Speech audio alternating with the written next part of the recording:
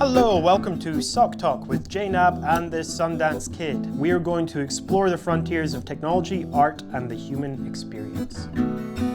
Hello, welcome to SocTalk episode number... Insert number here.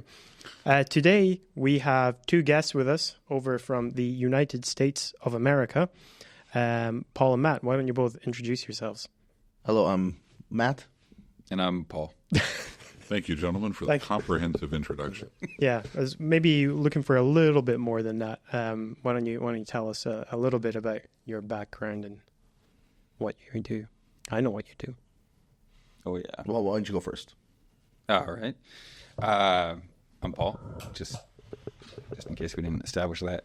So I work in production in Hollywood, California, Los Angeles. Do a lot of commercials, so forth. And I met Matt. He was my neighbor at one point. We met through my girlfriend at the time. Well, still my girlfriend. But she had a little scare with a bug. And the rest is history. We kind of got to know each other through Game of Thrones and hanging out and working. And here we are. Nice. What's your background, Matt? It was very detailed, buddy. Yeah. I'm Matt. I'm from Minnesota originally. Well, I live there now, but I spent like 14 years in Los Angeles. I worked in production all around, I guess. Art. I worked all facets of the entertainment industry. I'm quite known for my quick inserts in Ford versus Ferrari, where Matt Damon makes eye contact with me. For those of you who know Cardi B, I was behind the scenes of all her live stuff. And Paul's right. He was my neighbor, and what he didn't mention is I guess I became his mentor in the film industry. So I have a master's in filmmaking, specifically directing, and I like to write. And I'm a member of Crow House Films. Yeah, and there for additional context, both me, Paul, and Matt are founders of Crow House Films, which is sistered with Crow House Projects. The other things I do other than lecturing at RGU. But anyway, you guys are over because we were doing some other things, and then we thought, let's just do a podcast, because sometimes it's nice to have guests rather than me and John just rambling the same old things at each other. Today...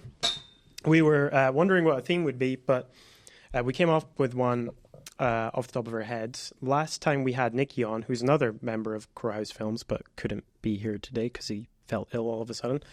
I hope he gets better. And that time we talked about the history of film technology, which then immediately sparked your guys' mind to talk about some crazy new contemporary film technology being 4DX. I don't know how many people of you know what 4DX is at home. You might have seen it, you might have tried it. But John, you didn't know what it is. I still don't. Yeah, so why don't we explain first to John and any audience listening that doesn't know what 4DX is, what is it? 4DX is, I think, is an immersive experience into a movie. Chairs move, vibrate, spit water, air. Smell. Yeah, they use scent. A lot of theaters have that feature already. Literally, I'm a part of that. I'll be the first to say. So we watched Romulus last night. Oh, in 4DX. In 4DX. Okay. What was it? Okay. I quite liked it. Paul and Nick, we went with Nick as well, and they both enjoyed it. But is that why Nick is sick today? Probably. That probably might be the case. So, it was hell for me. So yeah, to set the stage a little bit, I didn't know what to expect either. This is my first time. I didn't really know what 4DX was. It was the only ticket available at the time slot we were there for, so we got it. And when we first got in, the chairs, they start to move. It's not too violent, but it'll kind of get you adjusted to the fact that things are moving and air is swooshing and whatnot. But then I don't remember what scene, but some scene started to occur, and like I went up kind of high, and the chair started bouncing around a lot. I almost dropped the popcorn out of my lap, and I was like, "Wow, that was intense." And I look over and I see Matt, and he's just shaking, just trying to hold on to the seat, and it was violent. It was actually very intense.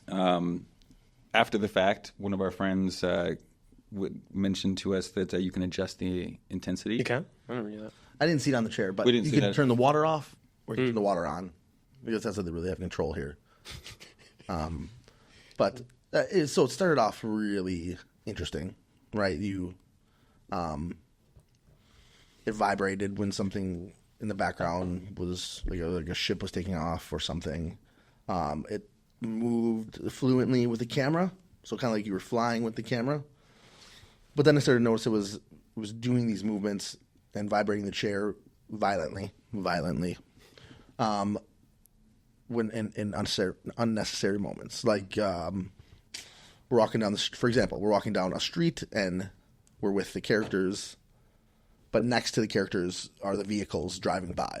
So you would think, cool, vibration would be nice, but they act like the chair acts like you're in the vehicle, right? So you're bumping and you're growing and you're up and down. Passerby vehicle. Yeah, right. So I thought that was weird at first, but it just continued out to on. Like when if someone was climbing a ladder, right? Every time their hand would grab onto the ladder, the whole chair would vibrate and move in a very aggressive way. So it was tough. Yeah. It was tough. Yeah. And it got bad. It got worse and worse and worse. I don't know how many people have been on roller coasters out here. I don't even know if you have theme parks. Yeah, we have theme parks. I mean, I see the Ferris wheel, but I don't know if roller coasters were. But it's very akin to a roller coaster. Yeah. There's a roller coaster at the beach. Well, it's been a while. It's just not very big. It has one loop. I mean, I haven't been on a roller coaster in. Or maybe they took it down, actually. I think they took it down. I'm just going to very quickly turn on the aircon in this room because it's getting. I know it won't be good broadly. I'm sweating. Are you? Yeah. I'm sweating too. Well, you're sounding good, both of you. Sorry for the discomfort. That's all right. Just a nervous I feel good. thing too, and I was forced to put on a jacket. That's the part that bothers Yeah. me. I feel could like have if taken you off have, the shirt. you have to put on a jacket, then all of us should put Yeah. on jackets. One thing I'm learning too. Let's all try to keep our hands off the table. Yes, I'm hearing. A lot of knocky. This is as any if any of you have listened to our previous podcast, which I know some of you do, you'll see we've got a bit of a new setup here.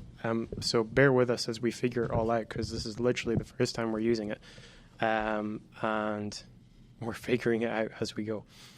Yeah. Anyway, at 4DX, I saw Top Gun Maverick in 4DX, Yes. and I had a bit of an upset stomach. Did you? Didn't But help did it before. work?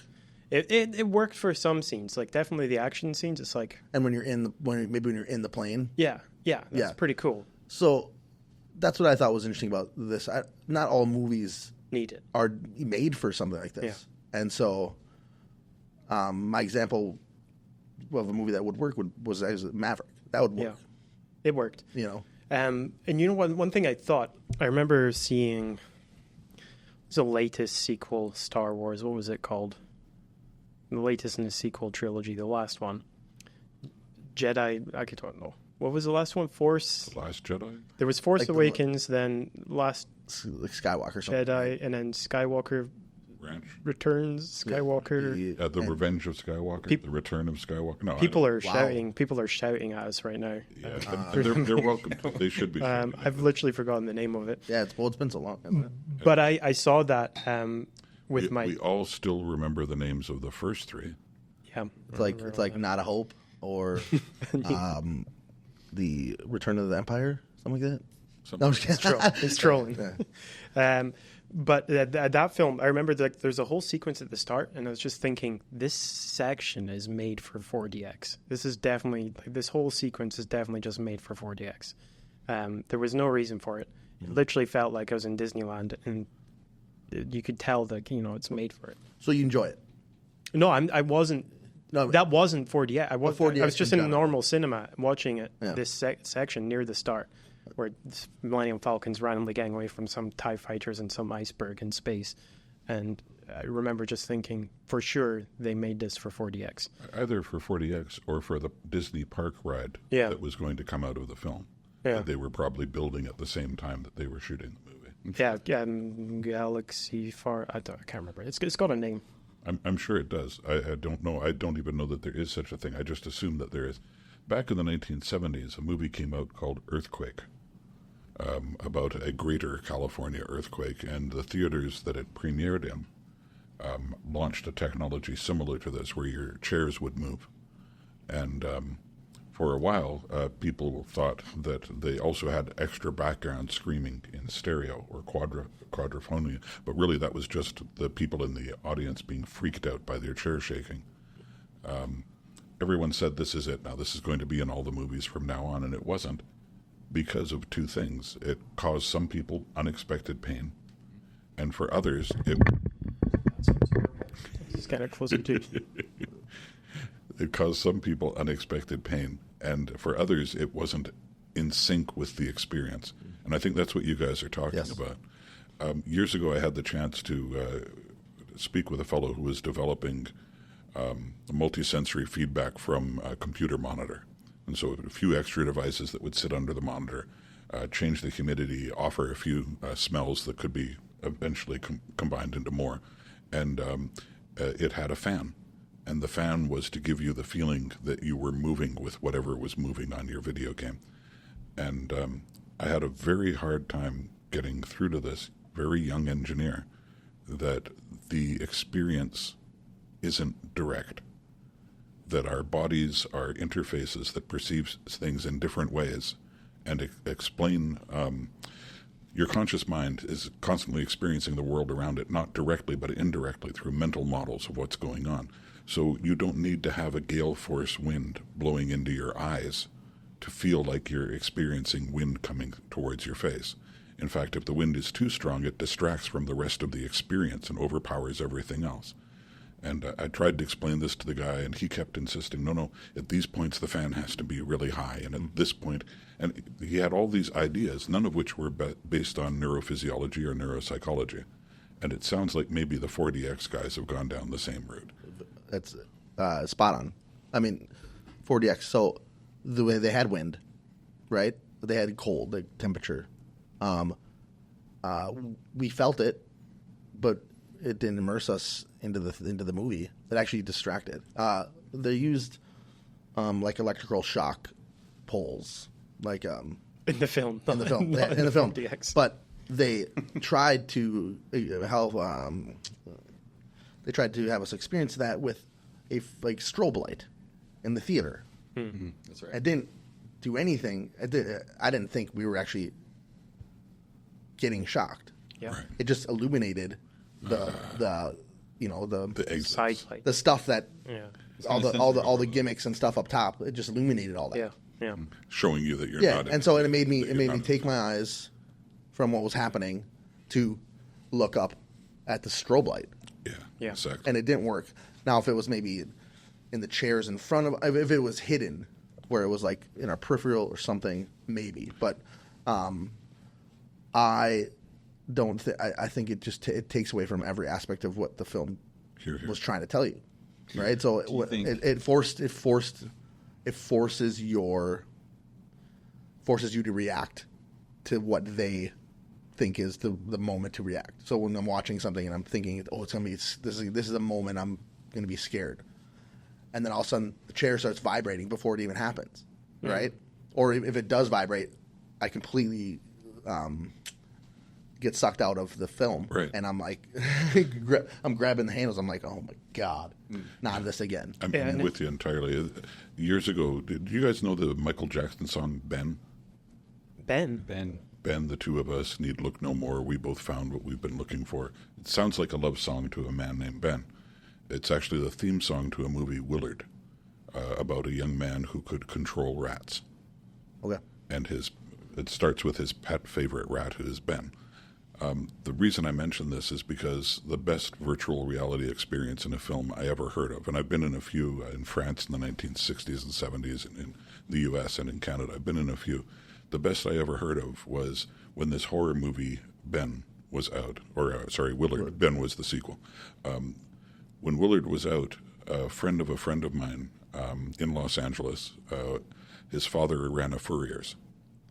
And he went into the balcony of the movie theater with a bag full of fur scraps.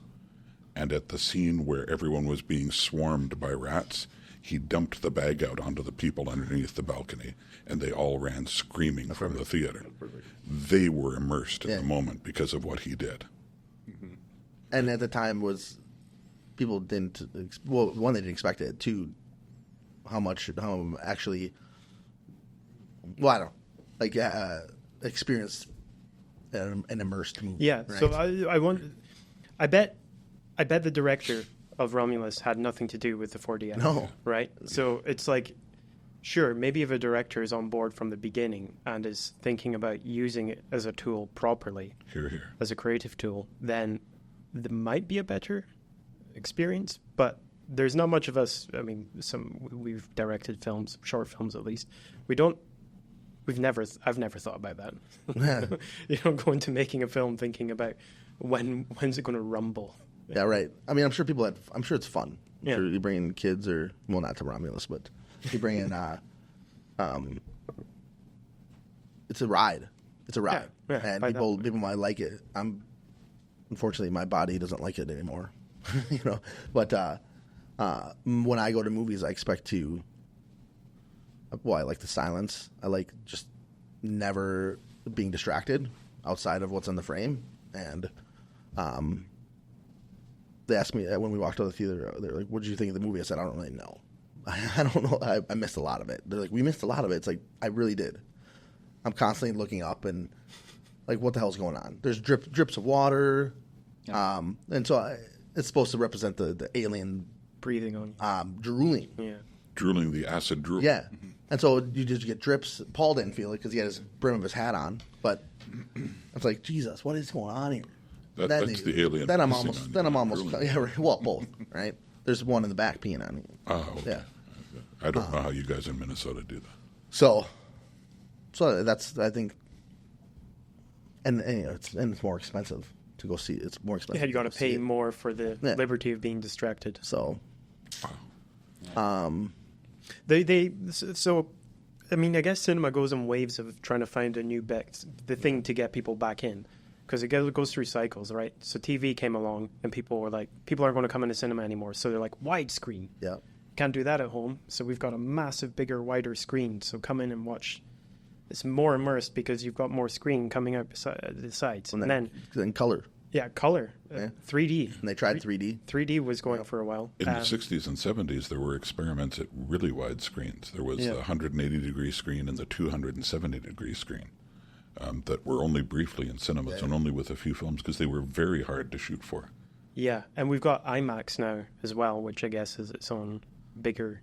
IMAX works. Yeah. But because I think a lot of filmmakers take it more seriously. That's why it works. So like you get Christopher Nolan, he's like, I'm shooting for IMAX, and I'm going to master the audio for IMAX. And if you watch it at home and can't hear Tenet, tough shit. Because that's all he was caring about, which is why it works. I remember seeing, I was in New York, and I saw Interstellar in IMAX. And there's like a shot of just Saturn, and then really like a speck. When you watch it on a TV, there's a speck of the ship flying by. But in the IMAX, you could see all the detail on the ship, just like moving across the screen. Nice. It really kind of works. Yeah, but IMAX was developed as a special film technology for doing high-resolution film. Right? Like that's what it was for. For space. I mean, for space and for nature documentaries, right? It was to shoot the kind of things that they wanted. It was I guess, as I understand it was a co-development of saying what is possible with film and saying what do we want to capture in ways that hasn't ever been captured before. I remember the whole development of that. It was a big deal in Canada because that's where it was being developed. And it used to be that there was the Cinesphere in Toronto, down at Ontario Place on Lake Ontario, was a huge Buckminster Fuller style dome, structured like Buckminster Fuller. And you'd go in there, and that was the first IMAX theater. And so it was 3 stories tall, and you could go in there and watch movies for free because they were just short little documentaries that were testing how this works. Eventually, it started to show movies from the theaters.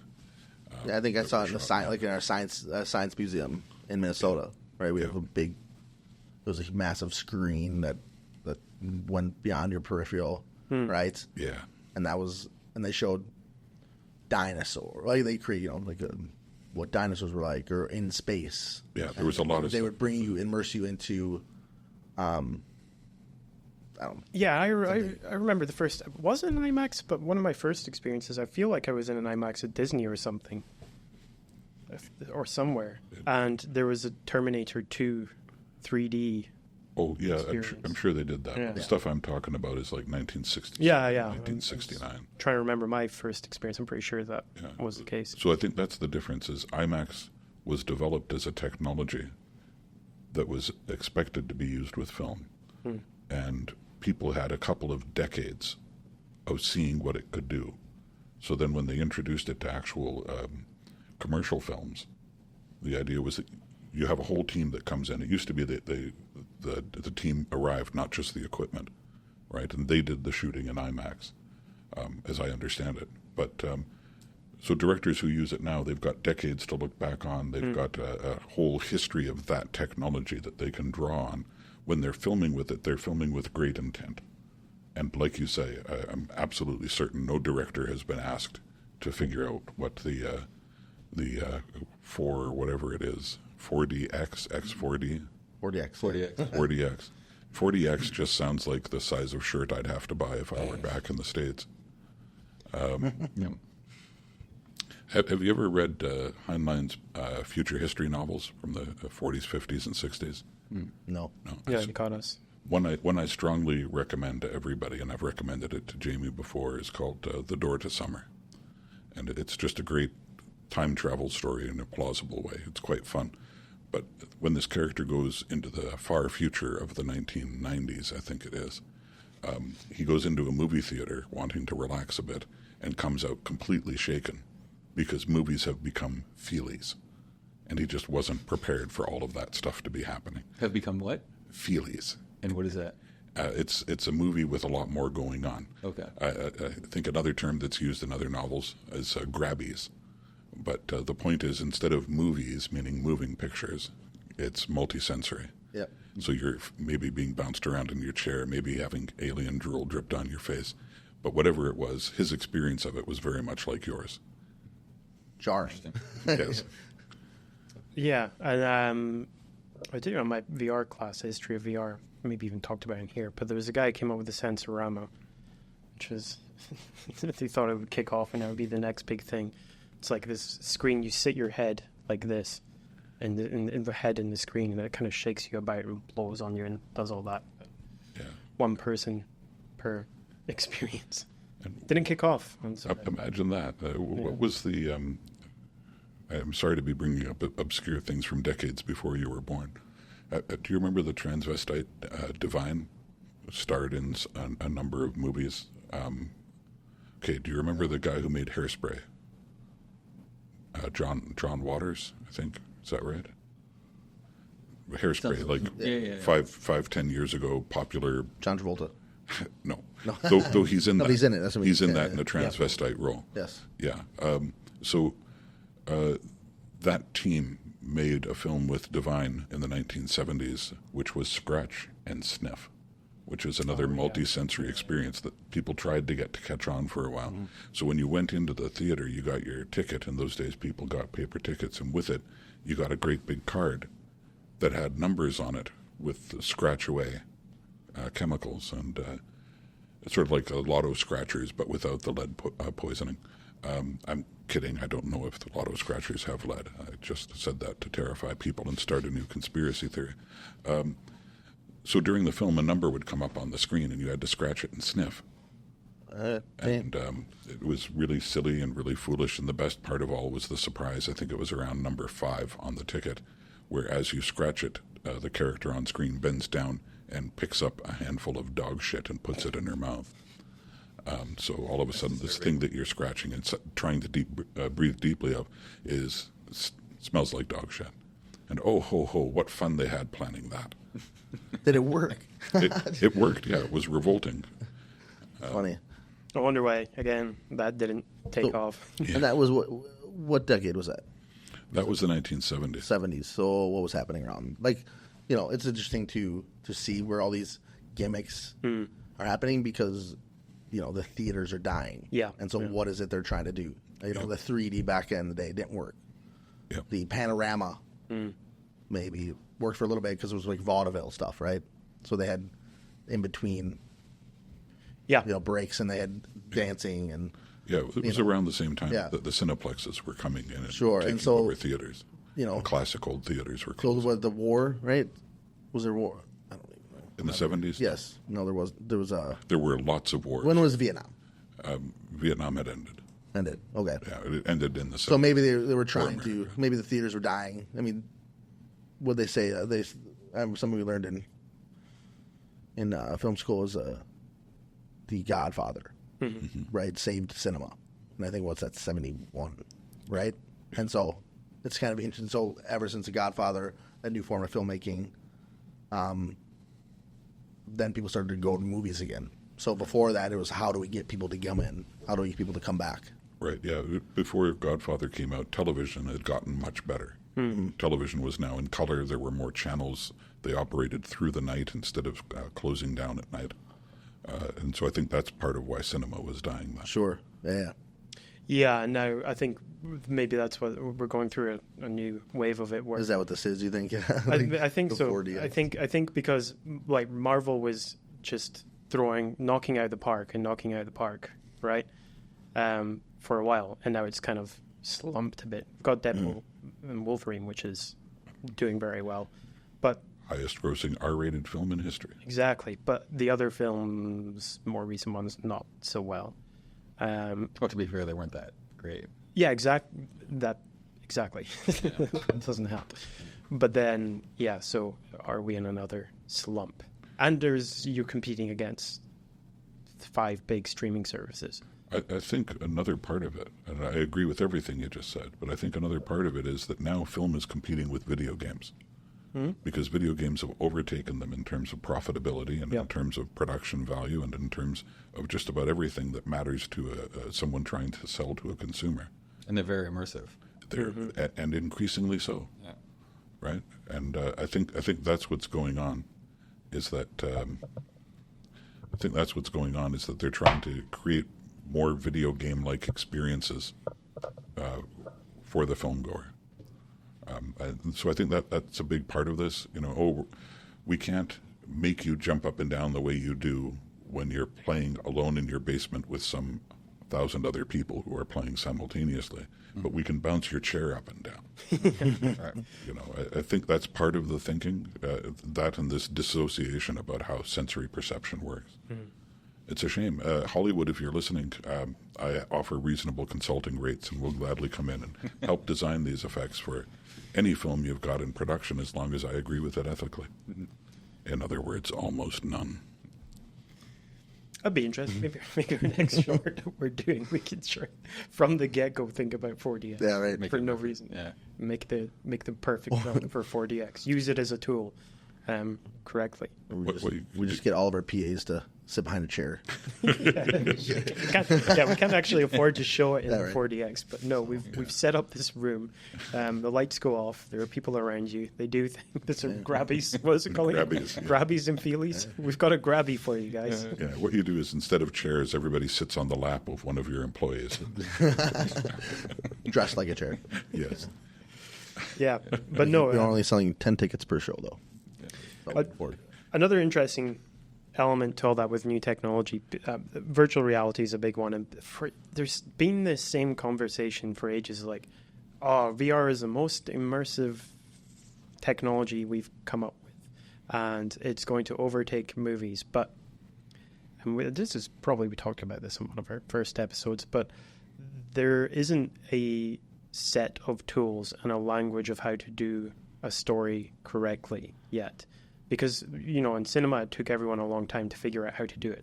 how to edit well, what to show when, how to do the music right. And so many still get it wrong So many after a stuff. century of film. Yeah. And I mean, Netflix came out with That Bandersnatch, Bandersnatch. Yeah, that was good. where you choose which way. It's like a choose your own And I adventure. did watch it, and you choose which direction. But no matter what, it leads you back to a choice that you made wrong. Yeah. And, So still no there. matter what, the ending's already predicted. I mean, But it was good that they did that because that tied to the theme. They were purposely making it like the theme was supposed to be inevitable. okay, yeah, Yeah. I forgot that. So they used it as a thematic tool. And I think another film came out on Netflix, where it was like an 8-part episodic where it doesn't matter what order you watch it in, but you're supposed to solve a murder. Oh, wow. I don't know what it's called, man, but it's super interesting. So you there's go some through books like that as well. So you go through all these episodes, you find the clues, and then what's awesome about it is maybe you have to go back to another episode. So you're constantly maybe watching. I haven't watched it yet, but that sounds interesting, right? It does. Like if you can do it, if you can grasp an audience's attention, where it's a fun game. Yeah, adding another That's what it is with me, dimension of creativity to something. I'm always looking for something. And it's literally thinking outside the box. Yeah. Um, So now I'll go back to the VR, right? Maybe that's something more interesting is you create a game, right? So not just watching, say, I want you to go this way or that way, but actually being able to look around at the props, at the setting, the set dressing, and whatever the clues that you're looking for. Yeah, that's what makes it ultimately harder for VR. A lot of the designers are having the problem of doing stories because cinema, or when it's on a 2D screen, if it's a film or a video game, you can still control. You can just take the camera and make it look at things. But you can't do that when someone's got a headset on because they feel sick. If you move the camera and force them to look at something, they're like, whoa, what are you doing? So you're reliant on the user to look at the right things at the right times. Right. Okay. Wouldn't you say that the way of manipulating that then comes down to storytelling? Yeah, Have you guys ever played role-playing games? No. D&D or any of those? I was just invited to do that. Haven't done that before. I'm actually, because I'm here, I'm not doing that. I recommend D&D. taking the chance the next time it comes up. Looks great, One of the cool things about it is that it's this collaborative storytelling, and that's an interesting experience for thousands of reasons, psychologically and whatnot, but and just entertainment-wise. But the person who designs the game has to design it in a way that causes the players to go where they want them to go. Because you put people down in a virtual world, and they could walk off in the direction you haven't mapped. Mm-hmm. And you want to get them to go in a certain direction in order to have the adventure that you've planned out. If it's well done, then like the first Netflix series you mentioned, no matter which way you go, you're going to end up being directed back towards the puzzle that's awaiting you. If it's poorly done, or if people behave in a totally unpredictable way, they reach the edge of the map. And I've been playing role-playing games other than a brief 15-year hiatus now. I've been playing role-playing games since the 70s. And I've run into a few cases where the game master just had to say, okay, it gets foggy and you can't really see where you're going and we're going to take a break. Or I've had game masters say, there's a sign up ahead that says this area closed. And like they just have to come up with something that says to you, for Christ's sake, guys, you're walking in the wrong direction. Right. And the last time I tried to game master, I could not get them to start the adventure the way I planned it. And for about 40 minutes, they did things I did not expect, one after another. And we just had to end the game. I had no way of getting them from where they had gone to the adventure I wanted without starting again from zero. Yeah. And after 40 minutes, no one wanted to start again. They were bored as hell, and so was I. Yeah, that's... So, Henry Cavill loves Warhammer. Mm-hmm. I'm sure there are directors and writers now who love virtual games like that, role-playing games. If so, maybe they're the ones who can build the virtual reality entertainment. Yeah. I mean, there are better and better... Well, there are good games coming out more and more that are... There's some rules are kind of being picked up there. Well, not rules, but tools. Right. That as any technology grows, people not steal from each other, but are influenced by things that work. Even just it comes down to good design as well. So all of the Zelda games have really good design in this way. But for example, the first one, it was mostly an open world where you can walk around. But if you go the wrong way first, there's just enemies that if you don't have the right tools to equip, they kill you immediately. And that's just naturally guides the player to go, all right, not there, I'll go somewhere else. Is that a Link to the Past? Or is that Orc of Time? Nice. Or which one was it? That was the original. The Legend of Zelda. The Legend of Zelda. Just- NES. That's it? Yeah. Just Legend of Zelda. Yeah. Breath of the Wild did it too. I mean, it's completely open world, but there is like a nice, easy path that most people naturally end up going to because everything else looks like, maybe not there, maybe not there. And then you have the speedrunners who just blast themselves to the final challenge. Yeah. Douglas Adams made a computer game, text-based computer game, that apparently was completely open-ended. And I know I've mentioned this on the podcast before. But the idea was that you could just play it forever. I don't know. I played it for about 10 hours, which in those days was an awful lot of time. But yeah, that was the idea. I mean, he was a brilliant science fiction writer. This is the Hitchhiker's Guide to the Galaxy and Dirk Gently's Holistic Detective Agency, and he wrote for Doctor Who and all kinds of other stuff. So he was an absolutely brilliant comic writer and science fiction writer. And he wrote a game where the intent was it doesn't matter which direction you go in. There's enough randomness built into the responses of the different characters you're going to encounter that they will give you different interactions almost every time you encounter them. So if you encounter them in series, the combination will be different than what you've had before. And so you played it for 10 hours, and then and then what happened? Then I got bored. Because I was interacting with characters who made me laugh, but I wasn't able to figure out what to do to advance the story. Mm-hmm. A lot of early games had that. The textual ones are point and clicks. It'd be so hard because it'd just be kind of escape room logic that even escape rooms are designed better, but it'd be weird logic of, oh no, you needed to take that screwdriver over to that tiny screw over there, which then opened it so you could see the wires that undoes the wire for that thing that was over there. But exactly, yeah. And with no design language to help guide you. Exactly. None of what they call affordances, right? Yeah. Where the design of something tells you at a glance what it is for, so that intuitively you can add it to your mental map and use that to help solve puzzles around. Like the handle on a door. Is a door handle just a flat plaque, which means push, or is it something you can grip, which means pull, right? Just simple affordances, which often are wrong, used incorrectly. Which reminds me, funnily enough, there's an Alien video game, Alien Isolation, which is really, really good. Very good because it doesn't give you a gun, so you're forced to hide and run. Nice. So you can't actually kill the alien. That's what a lot of video games get wrong with when they're trying to be scary. If you've got a big gun, you feel empowered and you just run around and kill everything. In that one, you rarely get a gun or it does nothing and you just have to hide. The only thing you can do is hide, so it really gets you scared. But this is my friends who told me this. I don't know how real this is. But in that game, I think you can save the game with this kind of telephone box, like a phone. But every time you knew that was going to happen, it was like, it's a save point because the next bit is about to be hard. Right. To the point where it was a trope. And apparently in Alien Romulus, every time the alien's going to appear, there's a telephone in the shot. I missed it while I was bouncing around in my seat. You know, it's funny. They do bring, this isn't a spoiler or anything, but they do bring guns into the film. Mm-hmm. And they're like, do you know how to use a gun? It's like, yeah. Well, you can't shoot them. Right. Then why'd you give me a gun? Because basically if you shoot the alien, the acid's gonna explodes acid everywhere. Create a hole in the hub in the hull and suck everything out. So I thought that was interesting. They probably use that part of the game. That works.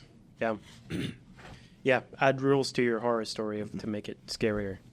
It's a good idea. Yeah. But give characters hope by holding a gun. Yeah. Yeah. Pro gun. Americans. I'd love to see just once one of these action movies where the gun behaves realistically and horrible consequences ensue. Like when the cops are shooting at the bad guys as they run down the street, and you just end up looking back at the street and there's 12 dead pedestrians, right? Or people inside a building screaming because their child has been shot while standing. It's funny, I see that a lot more in films. when there's well, it's probably more the comedy ones. Man, Yeah, what's the film where he goes to put the gun in his trousers and he accidentally shoots himself in the leg? Sounds like Eminem. Yeah, it is. It is 8 Mile. What is that? 8 Mile. What's his name? I forgot. I can't recall a film, but I've seen recently a bunch of gunfights where the people in the background are getting killed. Well, like in The Boys, there's a lot of collateral damage. Yeah, Yeah. they do that well, but they do that well because it was a comic that did that well. yeah. Right. That didn't come from a movie or TV trope. That came from a comic. Oh, you know what I was watching? What you're watching? It wasn't Total Recall. The new one. The new two. Oh, the new one. And with Colin Farrell. Colin Farrell. Yeah. And the wife, the fake wife, was just shooting at him, Yeah. and everyone else around him was getting shot.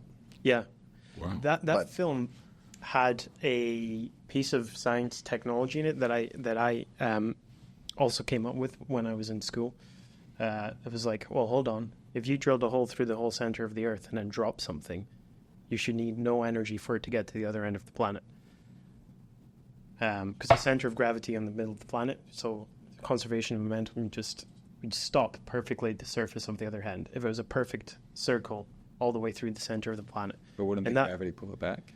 Yes, but if you catch it just at the top, it's like throwing a ball, go up and down. Okay, so you'd have to drop it like 20 feet above the surface, and it would stick out about 20 feet. And then you could at that moment, it would stop, and you could just catch it again. I'm not really sure that's how entropy works, but it sounds It's cool. pretty close. But it's impossible because you can't drill through the center of the Earth. It's very liquidy down there.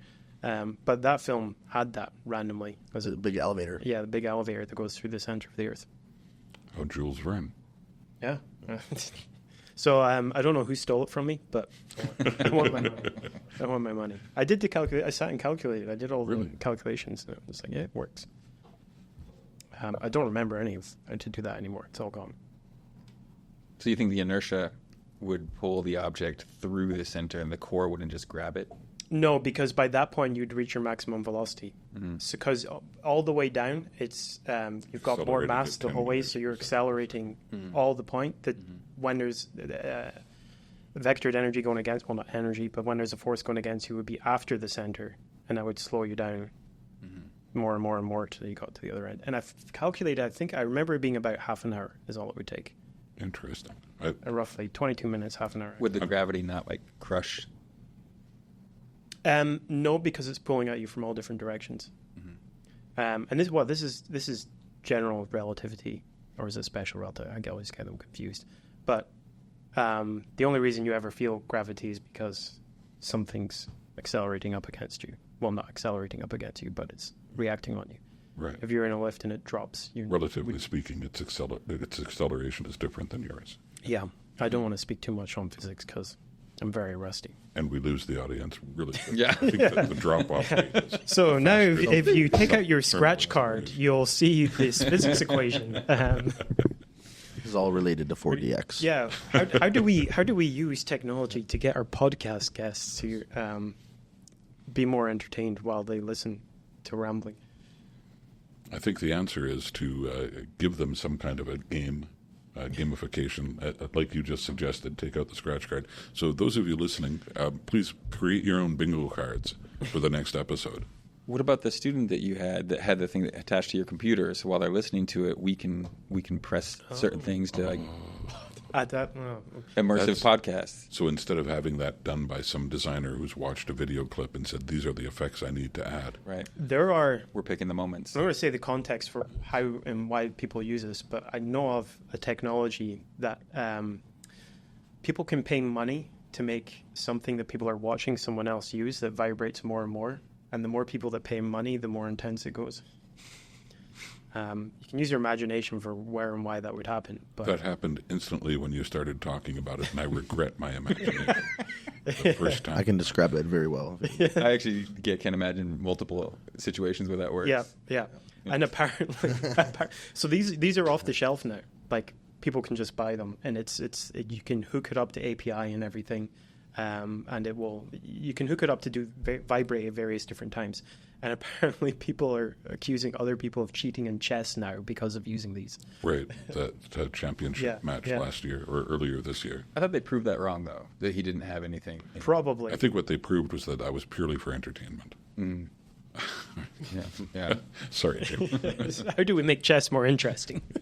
He was getting bored during the games. Can they maintain focus the more and more? I just had something vibrate in my pocket. Yeah? You all good? Do you need to take a sec? You good? No, I'm good, yeah. How are you guys finding the UK? Is it a culture shock? I find that it's difficult to communicate. To understand. Oh, thanks. I mean, I'm sorry this podcast was not going great for you. Sitting there quiet the whole time. Yeah, I really find it hard to communicate. I don't know what you guys are talking about. So is that difficulty in transmitting or receiving? I don't know. I feel like I articulate what I'm asking for pretty clearly, but obviously I have assumptions that are baked into my American mind, and those aren't received. And so, like just one example was I ordered an English muffin, and our waiter didn't know what an English muffin was, and so I'm like, I just want my English muffin extra toasted for my, eggs Benedict, and so he asked me a few questions, and he's like, well, we do a crumble. I'm like, okay, well, just however you guys do it, just order it. And he brought back this crumble with the Benedict, and then he brought me a side of toast. And I'm like, oh, so he got extra toasted as like extra toast. Anyway, it was little things like that. But that's just one example of that. Also is just that's not a good example of the role of the UK. That sounds like a silly waiter. It does. Somebody dealing with international customers on a regular basis should know that there is this mythological thing in North America called an English muffin. It doesn't exist anywhere else in the world, and it's not of English origin at all. It's like, so that is an American thing. It is an American thing. Because Nikki didn't know what an English muffin was either. Yeah, it's very much like saying French fries. Here they say chips because French fries is a misnomer that came to the U.S. in the 1920s, right after the First World War. Mm-hmm. They'd been in Belgium. They'd had frites. They knew everyone was speaking French. They thought this must be French fries. That's one origin. The other origin is that it was developed by a Creole chef, and that people thought that this was French because the Creole guy was French. So there's two possible origins of the term French fries. Neither of them has anything to do with France. Mm. If you ask for French fries in France, they will know for a fact that you are mocking them and hate you forever because of it. And do they have French fries in France? They have frites. They're frites. Which is what everyone in the world It's the knows. Same. It's skinny. And why are they chips potato. Here? Because chips they're because here they're not chips, skinny. Potato crisps. Here they're chips of the potato. So you've got the raw potato and you cut chips off of it like wood chips, not potato chips, which are julienne sliced potatoes that have been deep fried. Mm-hmm. Here they call them crisp because they're crispy. Mm-hmm. So you could say crispy fried potatoes or crisp fried potatoes. And corn crisps are the same, like corn chips. I don't know. Corn chips.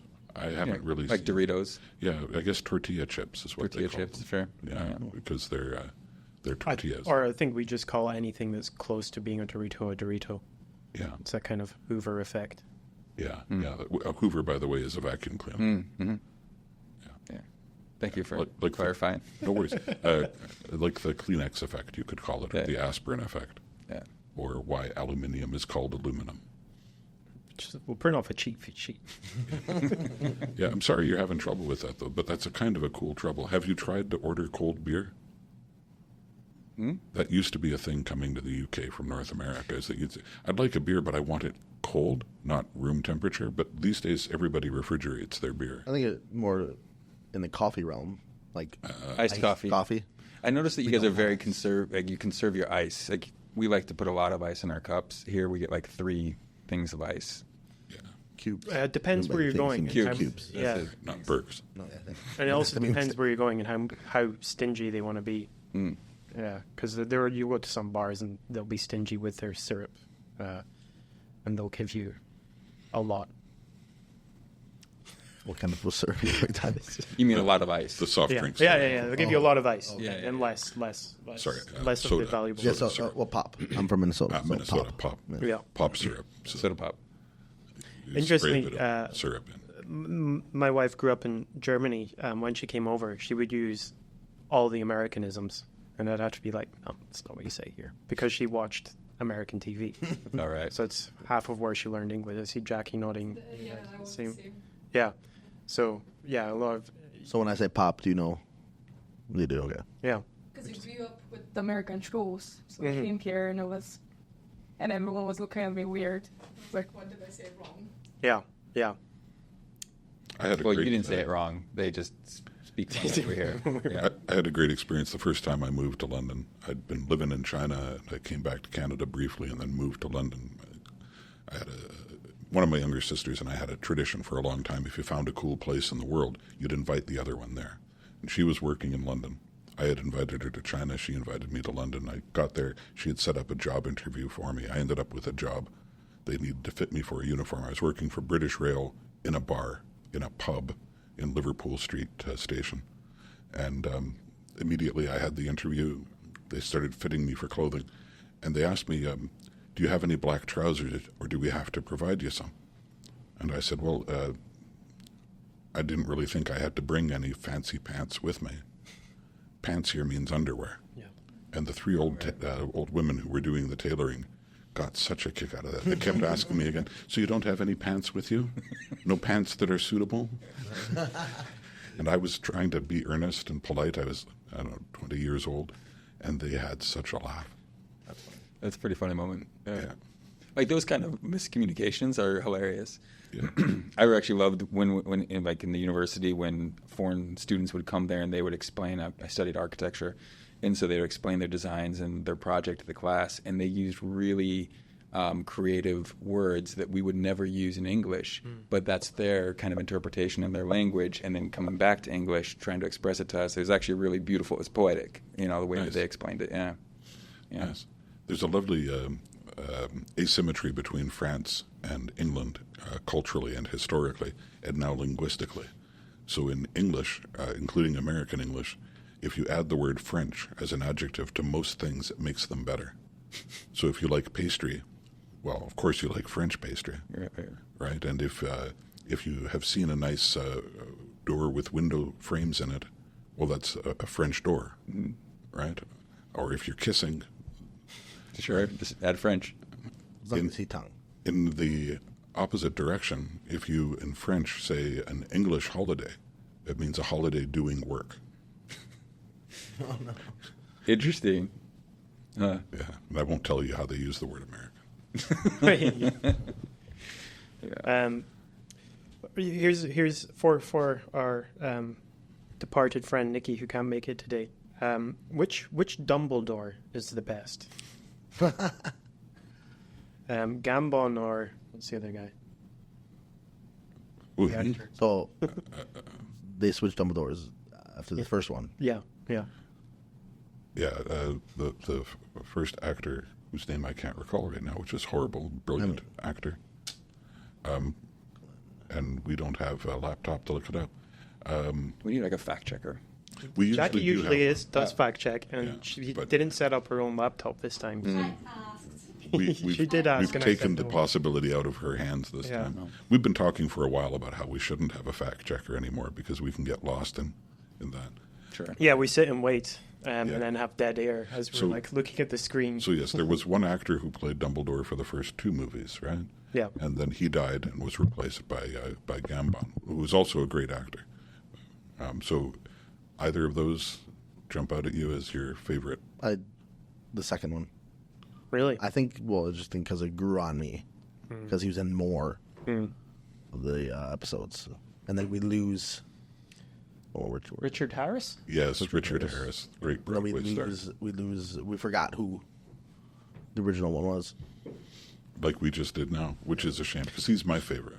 Well, there we go. That was a much less heated debate that we had with Nikki. Well, So I actually like the first one better. Yeah? Mainly because I haven't seen almost all of the Harry Potter series. I think I've seen the first two, and maybe I've seen parts of a lot of the other ones. I just haven't seen the rest of So I them. don't know if you can really claim it as your favorite. Yeah, no, but I'm familiar with both. Have you listened to the audiobooks?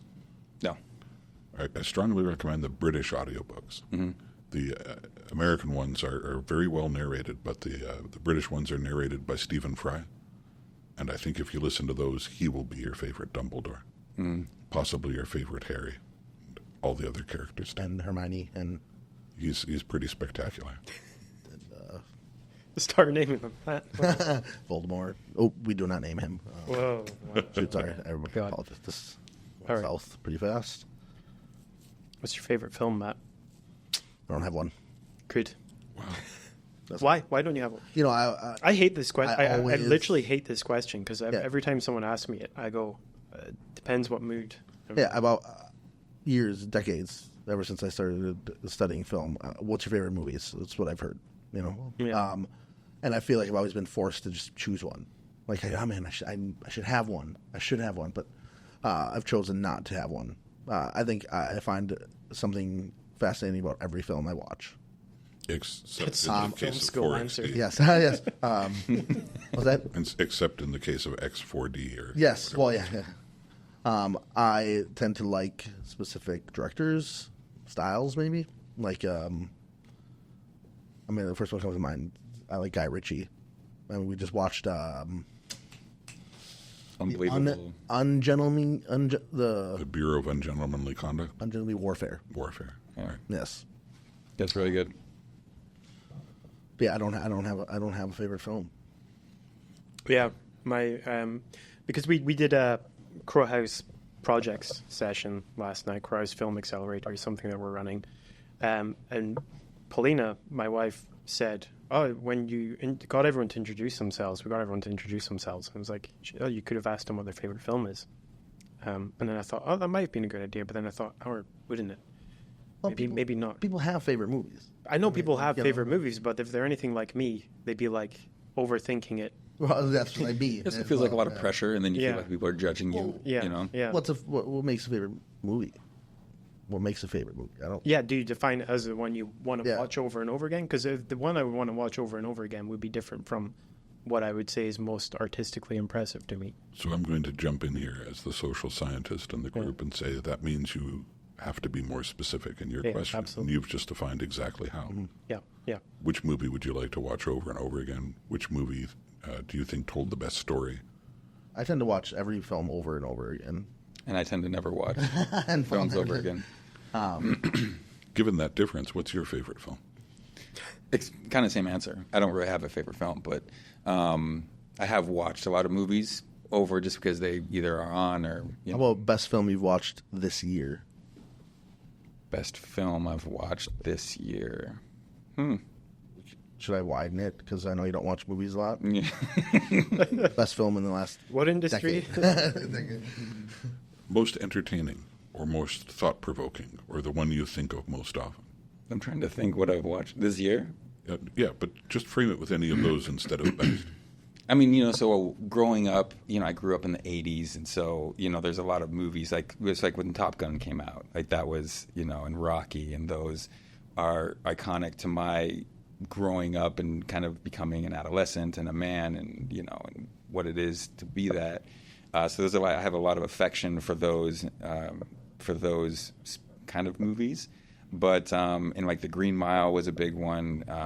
Shawshank Redemption is, kind of is always the one that I go back to. And I think it's just a brilliantly, the emotions that I feel in that movie, even though I can't relate to anything in that period and what was going on in that way, I related to everything that they were going through. It was beautiful. So movies that make me cry, I don't often cry, but, I get emotional. It's powerful. So the new Roadhouse.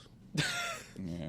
I was going to say that's a Nice reaction. brilliant other way to ask that question. Which movie makes you cry the most? Wow. It's a deeply personal one, almost. I feel like. Yeah, I think that one might be one that people are reluctant to answer in a room full of strangers. Yeah, I think so. Last. But I mean, it depends on how you want the question to affect them, right? Yeah, I have a favorite movie. Since I was 4 years old at my 4th birthday party, my soon-to-be brother-in-law rented a reel-to-reel projector and a film from the library, or a couple of films from the library. First movie I ever saw, The Adventures of Robin Hood from 1938 with Errol Flynn, John Hale Sr., etc., etc. Fell in love with film right then. It was just the greatest film that was ever made, and it still is in my heart. And if you were playing it back-to-back in a room, I would be in that room, regardless of what was going on in any other room. Yeah, there are a few films that, if it's on, I'm watching until the end. Shining's one for me. If it's on, I'm just locked. Yeah, it's locked. Have you ever seen North by Northwest? Yeah. Hitchcock's film? That's another one for me. I don't care if it's halfway through, if it's only got 10 minutes to go. If that's on, I'm trapped. It's like that gravity well at the center of the earth. It's just going to pull me down. If I'm lucky, there will be a door open on the other side of the room, and I'll skip right past the screen and go out the other side, and somebody can close the door behind me, and I'm safe. But otherwise, I'm stuck in the middle. Yeah. I'm that way with Back to the Future. With, one of those films for me. I always watch it when it's on because it's one of the first films I can ever remember watching. And then Bourne Identity. For some reason, I just love that film. I watch every film that's on. Every film. Yeah, honestly, I can flip through the TV. We just put something on right now. Please, yeah. No, like I turn You start scrolling through Amazon or Netflix, you're like, oh, seen it. Because I like to watch films with people who haven't seen it so we can both have that experience together. And so it annoys me. Like, I wanted to go watch Deadpool the other day, and Matt's like, I've already watched it like 3 times. Dude, come on. It's just not as fun. Like, I turned on the TV today, and Ultraviolet was on. God, yeah. With, what's her name? Mila Jovovich? Yes. Mia, whatever. Yeah. Yeah. Oh, come on. We can do better. Yeah. Come on. She has a multi-pass. Come on for that, Yeah. Can we get the researcher going on this Mila one? Jovovich. Yeah. Okay, yeah. Yes. It was like cheesy motorcycle scene. I saw that in the cinema. I remember seeing that. It was probably like 2006. Special effects are really bad in that movie. Yeah. And I'll watch it. Until the end. I've never seen it. And I was watching it. I tend to scroll through movies and if I feel like I want to watch it again because I've seen so many movies multiple times. That range of time between the first digital films, there's a lot of films that are just they're locked in a specific style of technology that they can't be remastered or anything. Lawrence of Arabia was shot on 70mm film. And 70mm film, they're saying, is like equivalent to 8K if you rescan it. Like, there's that much picture quality in it. But then when digital came around, it was like 720p initially. And people were shooting films on it. And they're AI probably now is going to get better. Yeah, I'd say yeah. I have a lot of hope for AI for doing that kind of thing. That kind of thing, yeah. Yeah, video conversion, film conversion, even restoration. From the old TV days when there's only partial episodes left of classic shows.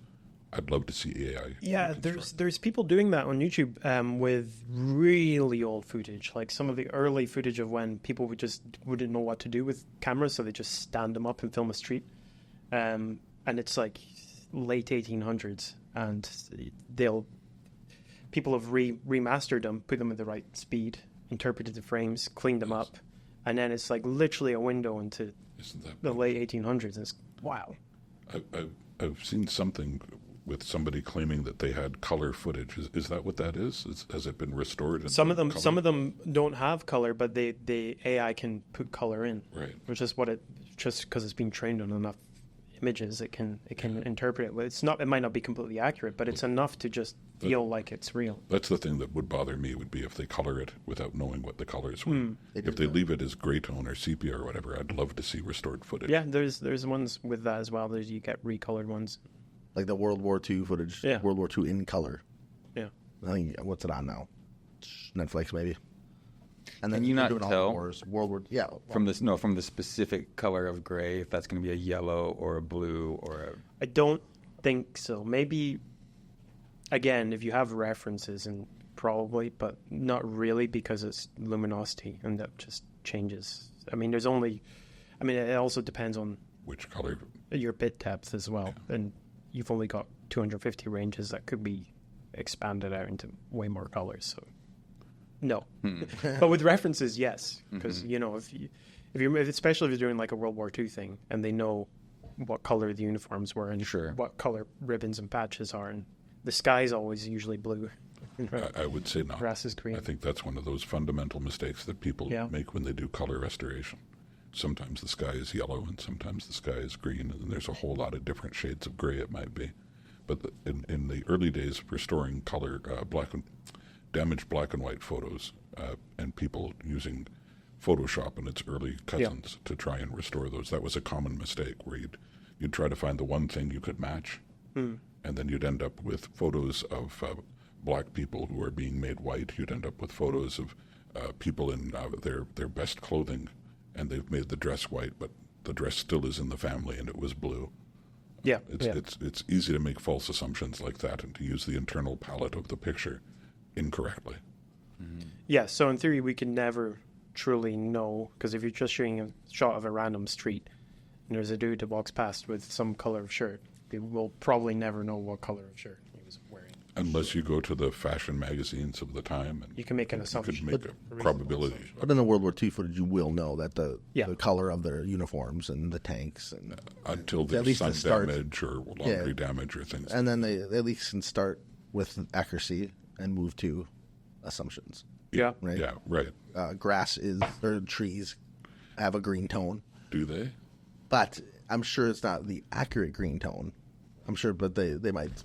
Yeah, but if you're in Normandy in the fall, then the leaves are red or orange. Sure. So I would also posit then that even in films these days, you don't know if that was actually the real colors anyway, because there's a lot of artistic color grading that goes into this. So it's not going to be completely accurate anyway. Very true. And not as exaggerated necessarily as Sin City and its sequel. Yeah. I mean, that was the point of it. It was artistic. The first color graded film was... I've got it in my head.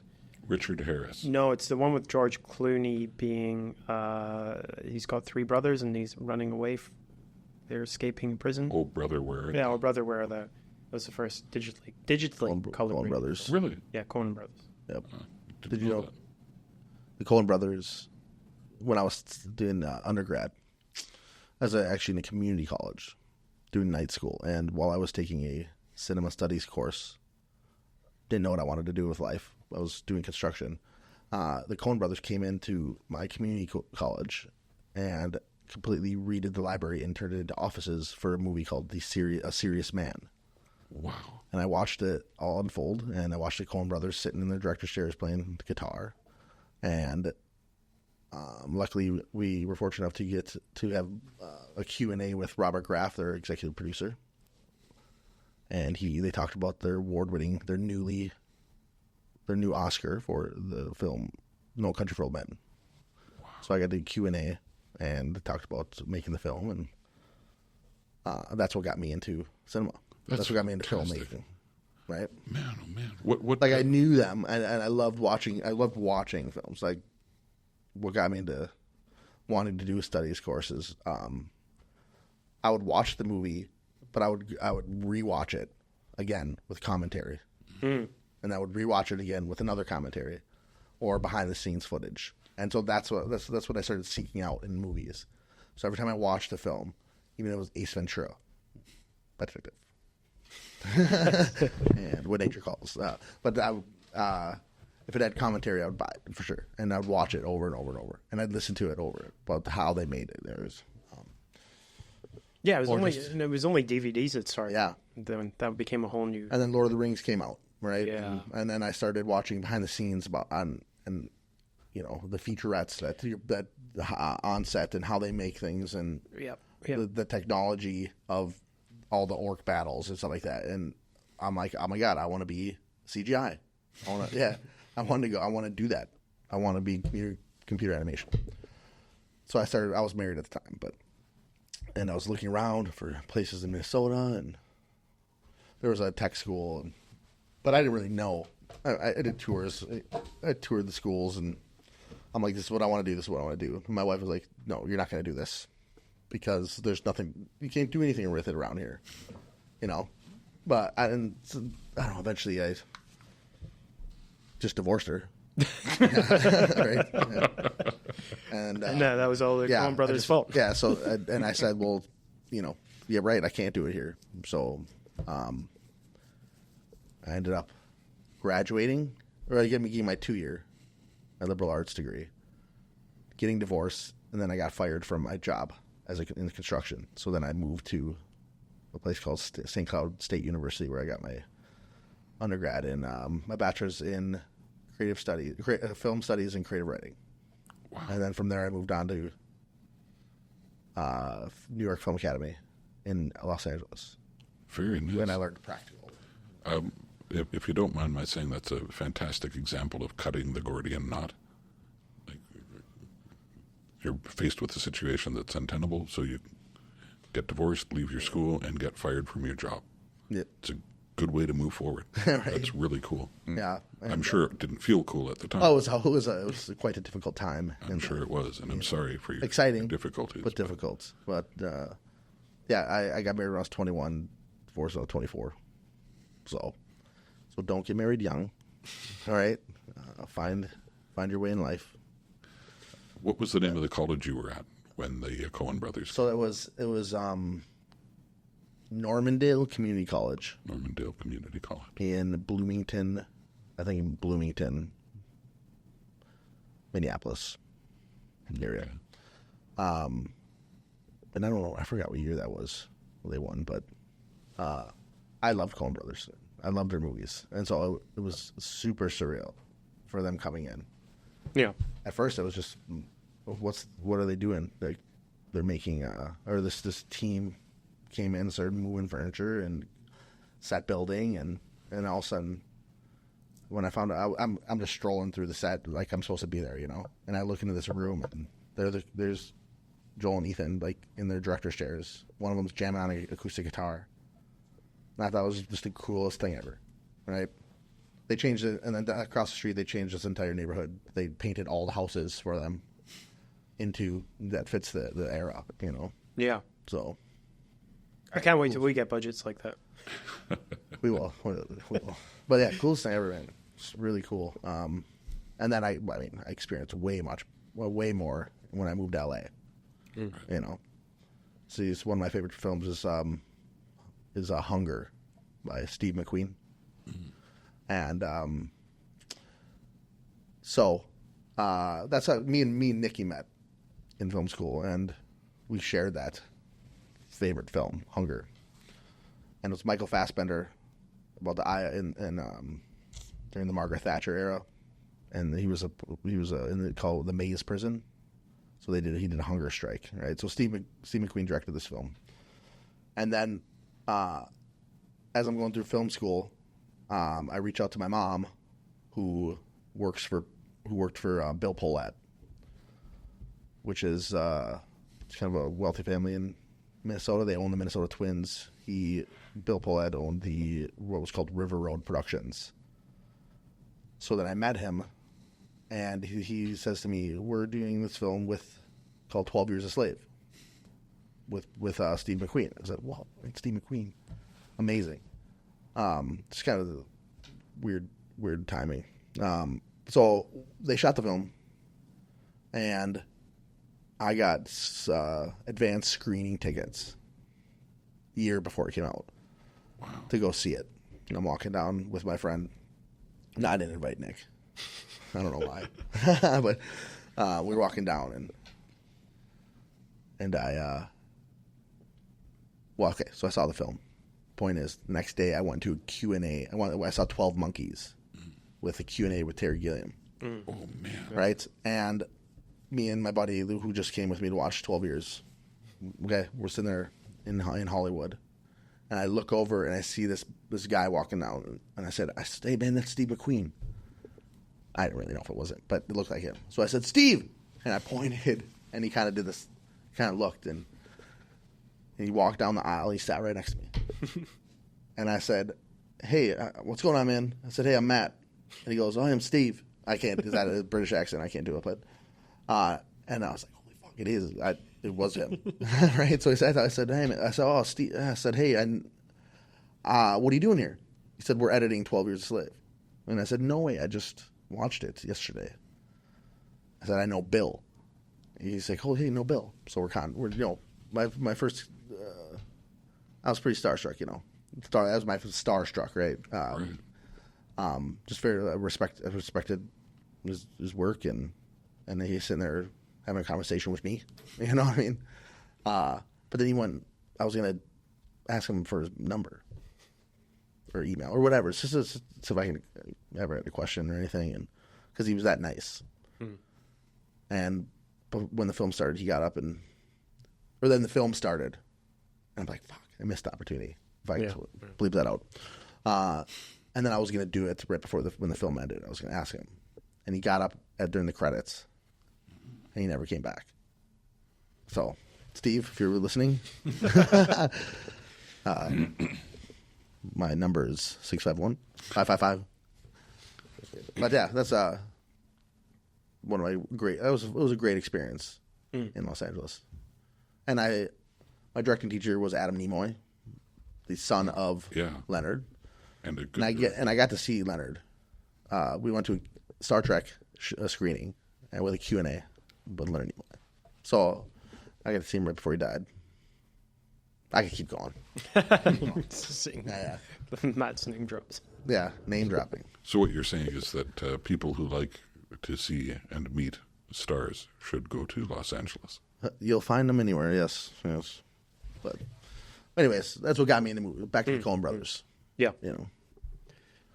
Yeah, those you also mentioned the like watching DVDs and with behind the scenes. Yeah. And I miss those, man. Where do you even get those anymore? YouTube. Besides YouTube. Jim. Besides YouTube. There's love in Are they really on YouTube? I think there is. I just don't think they do them anymore. But I want to watch it with a movie with commentary. I feel like they do them less because when DVDs came along, they were like, we need to justify this new technology more. So they're like, oh, you can play other video files. So they felt like they had to put in the effort and energy. I feel like Blu-rays now, they're a bit lazier and just, here's your film. They still do Blu-rays. They still do Blu-rays. They still do them, Oh. So maybe that's where... Because I haven't had a DVD or Blu-ray. There's nowhere to watch a movie with commentary as you're watching. Yeah. The one that I always had was the original Star Wars trilogy box set that came out in the 90s. And it had like an hour before the film of Lucas justifying why he had to put in a bunch of CG stuff for this this version of them. But it was actually interesting and pretty cool. Although I fast forwarded through a lot of times because it was at the start of the film. You had to fast forward your VHS to get through it all. At the same time, or around the same time, if you got a Hayao Miyazaki anime film on digital media, they were re-released by Disney, and all of a sudden you could get them everywhere, if you hadn't been able to before. And that was one of the conditions set by the founder of Pixar when Pixar merged with Disney. So he said, okay, we'll do this deal for however many gajillion dollars, but you have to re-release all of Miyazaki's films with proper actors, with proper sound, and I get to do an intro to each one because Lasseter so loved Miyazaki. Wow. And if you watch those films, you get a little introduction at the beginning. Yeah. It's not somebody justifying their masturbatory behavior towards a well-loved public property or private property. But it is a really cool introduction to each film by somebody who deeply loves the work. Yeah, I studied Miyazaki. Yeah. At St. Cloud. Nice. When I got my bachelor's, I took a director's course, right? And we watched most of his films, but it was like a 4-hour class, maybe more. So first half we'd watch a movie, and the second we'd go from like the opening frame, and we'd just talk about like specific details and how the choices of the director and why, his and very deep into his history about his father's love of airplanes, and that's why so many things in his movies fly, right? And I would love to take that class, man. so I have a whole notebook of just notes from Totoro, Castle in the Sky. Lovely. Yeah, and they really went out on those dubs. Yeah. They like Christian Bale and Hellsman. Oh, dude, yeah, I just haven't. Uh, I'm all about the original, but in Ponyo they have Spain's Irish dude. Brain's broken. But yeah, they're great. Well, yep. Well, that's been over. That's been over an hour. So what you're saying is that we have to pay extra for more time? No. There's. I just realized I might be running out of steam when I asked it, what's your favorite movie question? Yeah, you did. That is one of those tells, isn't it? Yeah, I started on a really contemporary technologies and how that might improve filmmaking. So before we close, can we go back to that topic for just a minute? Sure, yeah, of course. All right. Gentlemen, as our guests, I'd like it if you would both tell us, or each tell us, what do you look forward to seeing change in film technology, either in the way that it's made or the way that it's presented? Is there something that just stands out where, man, I hope we get to this someday?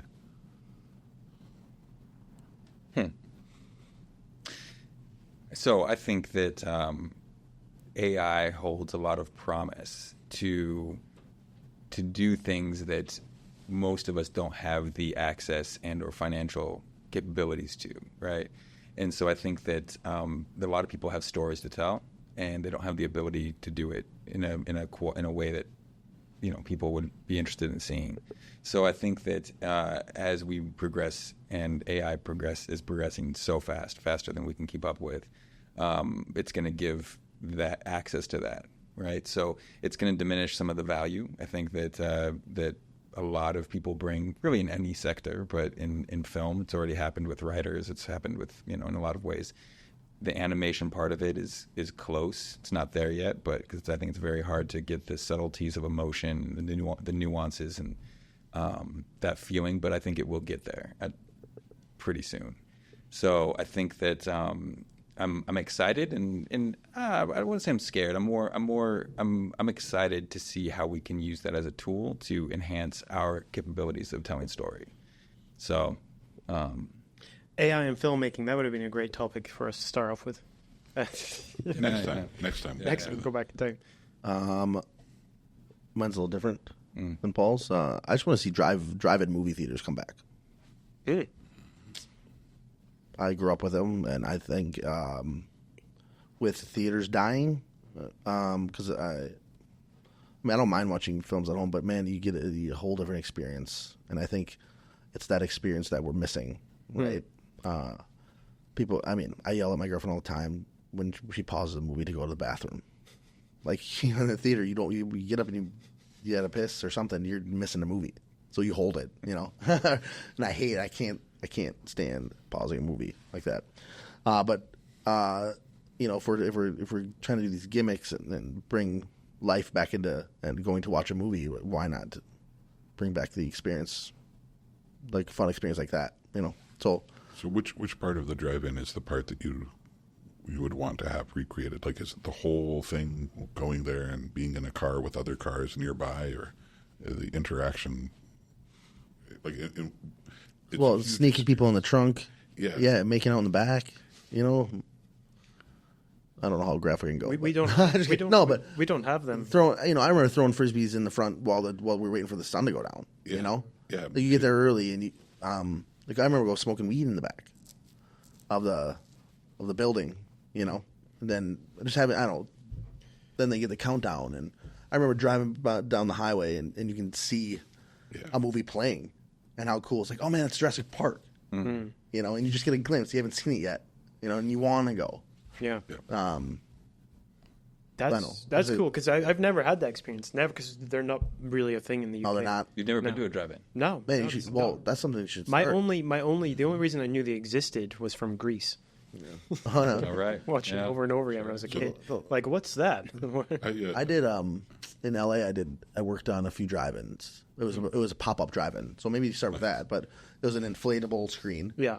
And we did Back to the Future, and we had the DeLorean, come in. We had the, I don't know if you remember the guy who, when Marty comes back to the back to the Present. present, and he jumps over the fence is locked. Yeah. And he has to hop over the fence and he opens his window and he jumps into his bed and the light turns on and it's a little black girl who screams and this black guy the dad comes in and holding bat and he goes, "Got you, sucker!" Right? And so we got that guy to come in and do autographs and stuff. We did Pee Wee Herman. We got the bike and we got the villain to come in. I forgot his name. He came in. Francis. Yeah, and he came in and introduced the film and do signatures and stuff. So yeah, great. Yeah, so I think a pop-up drive-in is a great idea for acting. Yeah, they have. Okay, so I know there has been pop-up things that would come along in drive-ins. I've never gone to one. They have pop-up. They were never as big. Well, it's an experience. You get food trucks going. I mean, it's a lot of things can. And or you keep your car running or turn it off. Both, man. You can start your Depends car, on the but time it of all. year. So back in the day, it was you would reach. There's poles with speakers on both sides, and you'd reach for one, and you would hook it onto your window. Yeah. And then that's where the sound would come from. Then technology, obviously, they would do it to the radio, right? But I mean, with the advancements of technology now, like the sound would be way better. I mean, You can have surround sound. the difference of drive-in theaters was the sound wasn't that great, Yeah. right? The big screen, I mean, sometimes you could barely see it until it got really dark. But three movies you would watch. Yeah.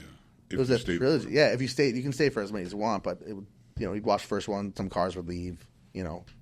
And go back and get popcorn at the stand under the projector. So then there's they have the whole the whole building reserved for all the popcorn, snacks, and bathrooms, and they have playgrounds for kids. Usually right underneath the screen. Yeah. So there was the headlights of 100 Yeah, exactly. Yeah, shining on it, so you don't have to worry about your kids.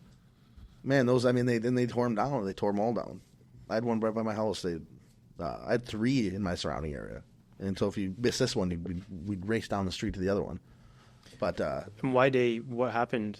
Was it just people stopped going to them? I don't really know because I wasn't really I think into it.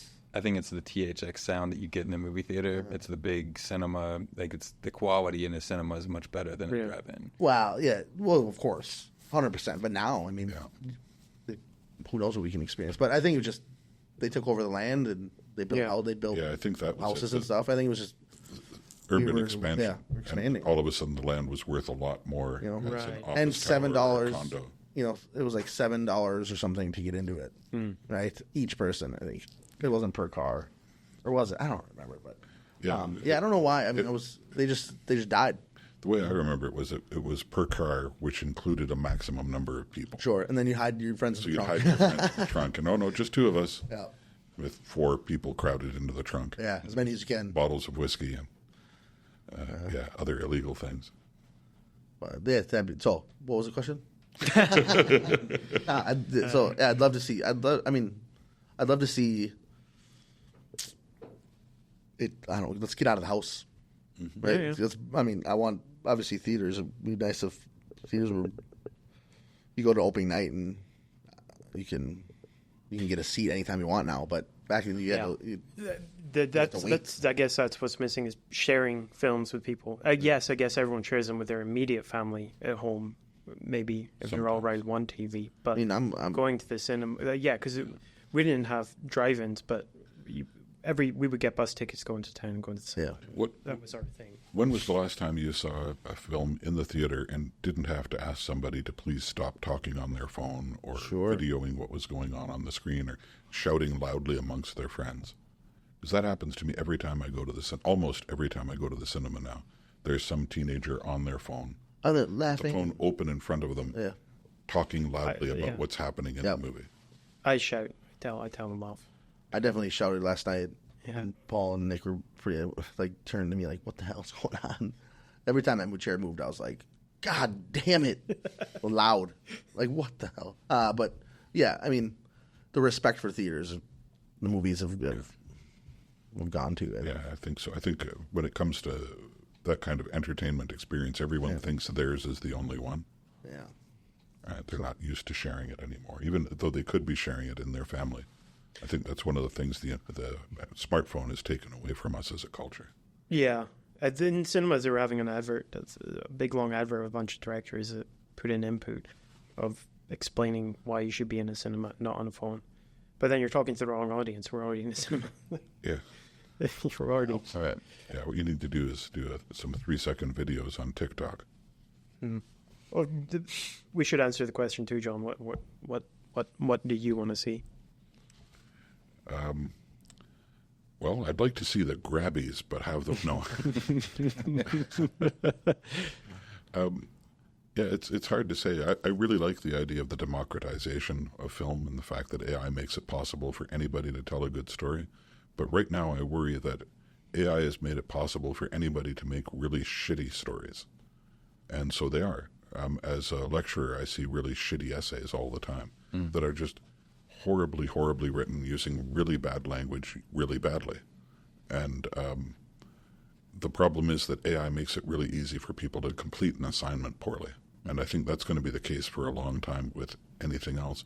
When I used to teach 3D animation back in Canada, I spent a huge amount of my time convincing new students to design everything on paper before they turned on the software. Because otherwise the software decides what you're going to have in your story. And I think that's what AI is doing. So I think maybe my hope for the future is that there will be guidelines like what you were talking about for virtual reality, Jamie. Some kind of a Scott McCloud style book that says, this is how you tell a story well in this and this. But a huge part of it would have to be, and don't use AI except in the following ways. That's what I'd like to see. Yeah. If I would answer, I'd just go full-blown holodeck. Let's get there. With the solid fadeaway furniture and everything. Yeah. It's just it's boom. It's as real as anything. We'll get there. We'll get there. Including Moriarty, who comes out of the holodeck to hunt you and kill you. Yeah. Yeah. Why not? And yeah, I'll do the standard sitting down having a meal with Einstein. Paul, they're talking That'd be about Star Trek Next Generation. I like Star Trek. Okay. Well, That was the other argument we had with Nicky. We started talking. He was saying that the films were good, the new films. Yeah, which is unfortunate. Actually, the holodeck comes from the Star Trek, the animated series. Animated series. It was first presented there. Yeah, then 10 years later, they put it on the Next Generation as something that already existed. And the first paper was Ivan Sutherland, who basically described it. There you go. So you're saying the Star Trek new films aren't good, or not? They're horrible. They're horrible. They're not good. As a Star Trek, no, I don't have an opinion. I'm just curious. I mean, I do. I actually enjoyed really the first one. Yeah, it's a fun ride. I really enjoyed It's the a fun first ride. It's not Star Trek. The second one and third one, there's 3, right? I think so. I didn't see the third. Okay, so there's 2. I think there's 2. No, there is 3. Because the last one was directed by Simon Pegg. When did that come out? I can't remember. So there was Star Trek and Star Trek Into the Darkness. And then there was another one. Another one. I'm sure there was. Yeah. You said you do have an opinion about this. I do. I thought they were great. I really enjoyed them. Just I felt like I was in the Star Trek world. So I'm not as embedded, but I watched a lot of Star Trek growing up. That was one of the popular shows on TV in the 90s. And yeah, I liked the actors. I thought, the kind of innovative things they added with the, our ability with special effects and everything brought me into that whole, I don't know, I just enjoyed the ride. It was fun. My dad had them all on VHS. I remember, 10 rows of every episode. Yeah, I started watching Star Trek in the 60s and was a big fan. I went to the first Canadian Star Trek convention back in the 70s. Lied about my age to get in. Do not lie about your age to get into things, kids. My problem with the new films is that, to me, they inverted what made Star Trek great. And I'll agree with you, the cinematography, some of it was really good. The special effects were excellent. Some of the casting was incredible. But in the original Star Trek, they used really simple stories to discuss extremely complex problems. And everything was solved because experts worked together to use the best of their knowledge and empathy to help each other complete something none of them could have done alone. in the new Star Trek films, they're dealing with really simplistic problems, and they solve them the most elaborately complex way through blind luck and charisma. So my favorite example of that is in one of the first two, because I didn't see the third, where I think it's Kirk and Spock, but maybe it's two other people, launch themselves out of photon torpedo tubes through the wreckage of one ship into the photon torpedo tubes of another ship. And from the moment they're launched, they don't have any ability to steer. And all the wreckage is moving around them, and somehow by chance they get through all of the wreckage. Realistically, that's suicide. That's not an attempt to do something. Only childish logic makes that possible. And to me, that's a violation of what Star Trek originally was, where, again, the inverse, right? Clever people working together to come up with a clever solution to a complex problem, but told in a really simple story. Yeah. I get that. Okay. Complex problem, like a whale's consciousness. That Like an alien consciousness saying, I need to find intelligent life, and no, you're not it. Yeah. Right? Like it's a complex problem, but a really simple story. Yeah. I wonder how that says, because I had a thought there where you're saying the differences of the original Star Trek of people coming together, having empathy, professionals, but then nowadays the blind luck and charisma. I wonder if that says anything about society at large between the times. Well, I believe it does. Yeah. Asimov wrote a great essay in 1977 or 78 where he talked about how the idea that everyone has an equal right to be heard had somehow become everyone's opinion is as good as anyone's knowledge. And I think this is true. We've backed away from expertise. In the 60s and early 70s, the heroes in North America were astronauts. Those were the greatest heroes. They were brilliant engineers, brilliant scientists, brilliant athletes. They were all of those things. And now everybody's heroes are YouTube influencers. YouTubers, gamers, streamers. Yeah, like it's... Podcasters. We are no one's heroes. But you know what I mean? Like there's a respect for intellect that used to exist in public discourse that doesn't anymore. Now you make fun of intellectuals. There's a respect for the competent, just for being competent at anything, that no longer exists. Well, I guess for counterpoint, when I was growing up, nerds were nerds, right? So we made fun of intellectuals at that point too. I don't know if that's part changed. Well, And those nerds actually became kind of these super geeky, they took over the world. And now they're not, they're kind of superstars. yeah, see, I think the problem is the confluence of different meanings of nerds. Neil Armstrong was nobody's nerd, Right. right? But certainly people who needed... Astronauts were not nerds. No, they weren't. And yet they did all of the smarts, Sure. right? And all of the cool of the coolest and all of the physical abilities of the best jocks. And they had to do all of that. And I think the problem is that easier labeling fell through or came to the surface. So if you have to call someone by something, you can call them in a single word. Well, you're going to call him a nerd or a jock, because it's got to be one or the other. Is he a brain or is he a dweeb? Sure. Right? And people are just more complex than that, and life is more complex than that. I always wanted to write Republican or Democrat. I always wanted to write a teen movie of the typical teen movie sort, except the nerd who's getting picked on has very quietly in the background been working out every day, because as a science nerd, he's realized that working out every day is an investment that will pay off. And I just think that would be a nice... I've definitely met those people in real life. Yeah, where they're absolutely a dweeb, and then they take off their shirt at the end of a basketball game or something, and it's like, oh, okay, be careful. She will break you in half. Like, This is my biography. Story of my life, yeah.